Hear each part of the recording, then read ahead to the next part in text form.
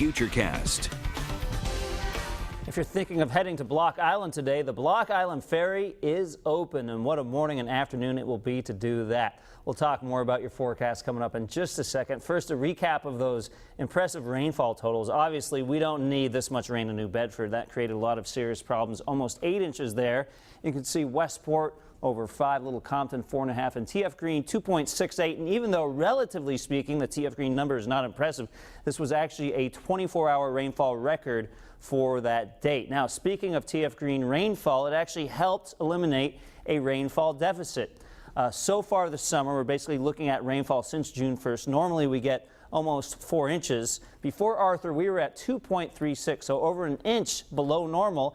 After Arthur, we're over an inch above normal, so we turned a deficit into a surplus. So some good news coming from the rain yesterday. The lawns, gardens certainly did like seeing that, although not 8 inches in about 24 hours. We don't like that. All right, but the good news is that kind of weather is moving away. Arthur, you could see by 6 o'clock tomorrow morning, should be post-tropical, headed towards Greenland.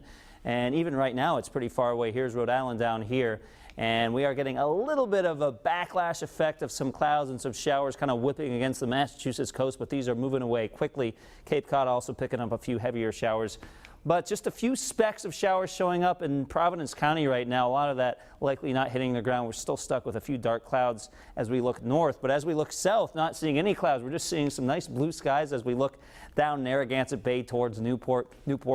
Temperature right now is 61, 63 westerly, Coventry 58, 56 in Gloucester. And you might actually be surprised if you step outside the door this morning. It feels completely different than what we had yesterday, where we had the sticky, rainy conditions. The humidity is pretty much gone this morning, helped by these winds. They're bringing those drier airs in from the west. Pawtucket at 10 miles an hour, Providence at 16 miles an hour, Newport at 10 miles an hour, a little gustier out towards eastern Massachusetts. So a breezy day today, especially this morning, but no big deal there. And on the satellite picture, notice how quickly the clouds and the showers pull away. That's the thing about these storms. Once they get out to our north and east, they really pick up their speed, and that will help pick up the speed of the departing rain showers. Temperatures today, upper 70s to low 80s. At lunchtime, where I stopped the clock, very comfortable to have lunch outside, 77 Providence. Westerly, you'll be up to around 75. And then looking for upper 70s to low 80s this afternoon. Even places like New Bedford, westerly getting into the upper 70s. We'll have that west-northwest flow of wind today, maybe bending a little to the southwest by the afternoon, but overall it's a land breeze. That's why coastal temperatures and inland temperatures will be similar. Now, one important thing to emphasize with today's forecast is that the beach weather will be fantastic. However, still some rough surf, dangerous rip currents. This is not just for this afternoon. This will be all weekend long as those waters remain stirred up. Remember, once the storm leaves, the water doesn't completely go calm. It does stay rough for a while. So tomorrow is a great beach day too, but also could see some rip current issues. Make sure to listen to lifeguards and use caution if you're thinking of heading into the water. Maybe best not to head in the water if you're not an experienced swimmer. On Monday, 86 degrees, partly sunny, a little stickier at this point.